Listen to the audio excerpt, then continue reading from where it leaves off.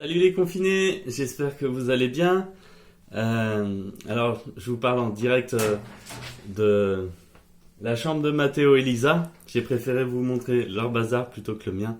Et en plus, c'est sympa, c'est coloré, c'est brillant, c'est cool. Alors ce matin, je pensais à un chant qui était à la mode ces derniers temps, qu'on a beaucoup chanté, qui s'appelle Mon secours est en toi. C'est un très beau chant, mais qui est facile à chanter quand tout va bien. Mais parfois, dans la crise, on réalise que finalement, la confiance qu'on avait placée n'était pas forcément placée en Dieu. Dans la crise, on peut se rendre compte que des choses qui avaient pris la place de Dieu, qui avaient pris trop de valeur pour nous, et qui s'effondrent dans la difficulté. Quand, quand ma santé vacille, quand le coronavirus se rapproche de nous et touche des gens plus proches, qu'est-ce qui est mon secours? Quand mon travail disparaît, quand mes économies se réduisent, où est mon secours? Quand les 40 kilos ou les 80 kilos de spaghettis que j'ai dans mon garage commencent à diminuer, où est mon secours?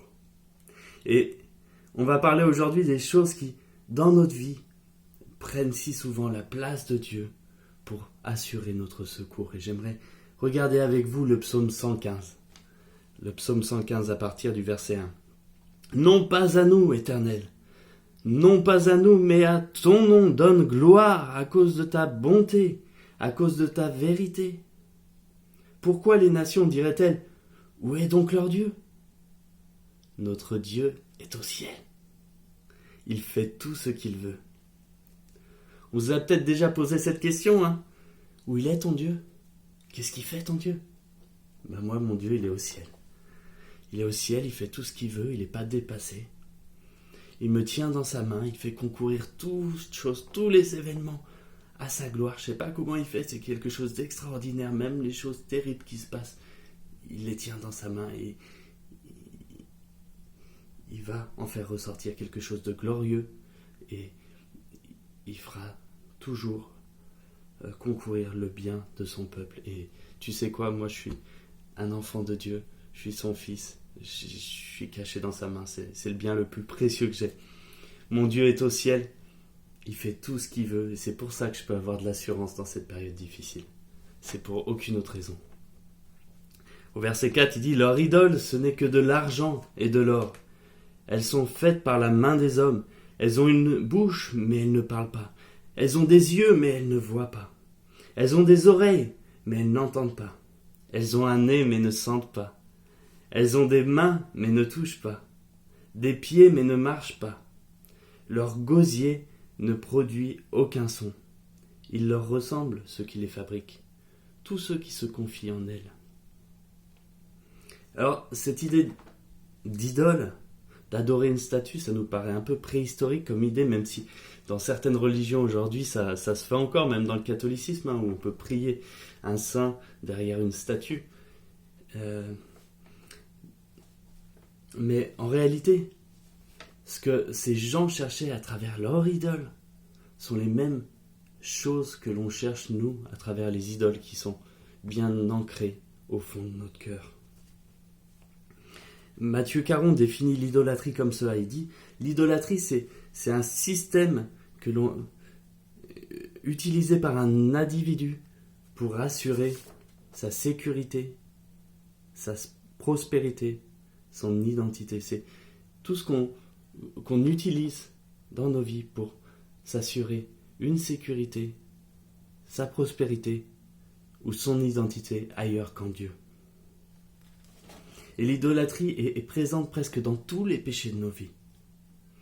Et j'aimerais vous donner la définition que John Piper donne du péché, parce qu'elle est très proche de cette définition de l'idolâtrie. Il dit « Le péché est toute affection, pensée, parole ou action qui provient d'un cœur qui ne chérit pas Dieu au-dessus de toute chose. » À la racine de tous les péchés, il y a un cœur qui préfère quelque chose plus que Dieu. Un cœur qui ne chérit pas Dieu au-dessus de toute chose. En fait, une idole, c'est tout ce qui prend la place de Jésus dans notre vie, à la première place. C.S. Lewis nous donne une image vraiment super. Il dit, si tu cherches ton bonheur en premier et plaire à Dieu en deuxième, tu auras ni l'un ni l'autre. Par contre, et c'est ce qui est excellent, c'est si tu cherches à plaire à Dieu en premier et ton bonheur en deuxième, eh ben tu auras les deux. Tu auras les deux. Et si cette crise t'a fait réaliser qu'il y avait des choses qui avaient pris trop de place dans ta vie, des choses où tu plaçais pas ta confiance en Dieu, mais je crois que c'est vraiment un moment béni aussi pour revenir à Dieu, revenir à la confiance à Dieu dans un esprit de repentance. Notre Dieu est le Dieu de la seconde chance qui accueille toujours les pécheurs repentants. Pas les gens qui se croient bien, les pécheurs repentants. Et je vous invite à lire à partir du verset 9. Israël, confie-toi en l'Éternel. Leur secours et leur bouclier, c'est lui. Famille d'Aaron, confie-toi en l'Éternel. Leur secours et leur bouclier, c'est lui. Vous qui craignez l'Éternel, confie-toi en l'Éternel. Leur secours et leur bouclier, c'est lui.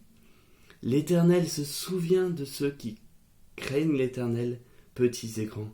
L'Éternel vous fera prospérer, vous et vos enfants. Soyez bénis par l'Éternel qui a fait le ciel et la terre. Le ciel appartient à l'Éternel, mais il a donné la terre aux hommes. Ce ne sont pas les morts qui célèbrent l'Éternel, ce ne sont pas ceux qui descendent dans le monde du silence, mais nous bénirons l'Éternel dès maintenant et pour toujours. Louez l'Éternel. Voilà l'encouragement que je voulais vous donner aujourd'hui. J'aimerais vous laisser avec une prière que j'ai trouvée pertinente et que j'aimerais prier avec vous. Je vais la lire. Ô mon Sauveur, aide-moi. Je suis si lent à apprendre, si prompt à oublier. Trop faible pour gravir, je suis au pied de la colline quand je devrais être au sommet. Je suis peiné par mon cœur sans grâce, mes jours sans prière, ma pauvreté de cœur, ma paresse dans la course céleste, ma conscience souillée, mes heures gâchées, mes opportunités ratées. Je suis aveugle alors que la lumière brille autour de moi. Enlève les écailles de mes yeux, polis mon cœur incrédule jusqu'à le réduire en poussière. Que ma plus grande joie soit de t'étudier, de méditer sur toi, de te contempler. Comme Marie, de m'asseoir à tes pieds, comme Jean, de me pencher sur ta poitrine, comme Pierre, d'être attiré par ton amour, comme Paul, de tout considérer comme des ordures. Donne-moi de progresser, de grandir dans la grâce, pour qu'il y ait plus d'affirmation dans mon caractère, plus de vigueur dans mes intentions, plus de hauteur dans ma vie, plus de ferveur dans ma dévotion, plus de constance dans mon zèle. J'ai une position dans le monde. Garde-moi de faire de cette position mon monde. Que je ne cherche jamais dans la créature ce que je peux trouver que dans le Créateur. Ne laisse pas ma foi cesser de te rechercher, jusqu'à qu'elle disparaisse à ta vue. Élance-toi en moi, toi le roi des rois, le seigneur des seigneurs, que je puisse vivre dans la victoire et atteindre mon but victorieux. Amen.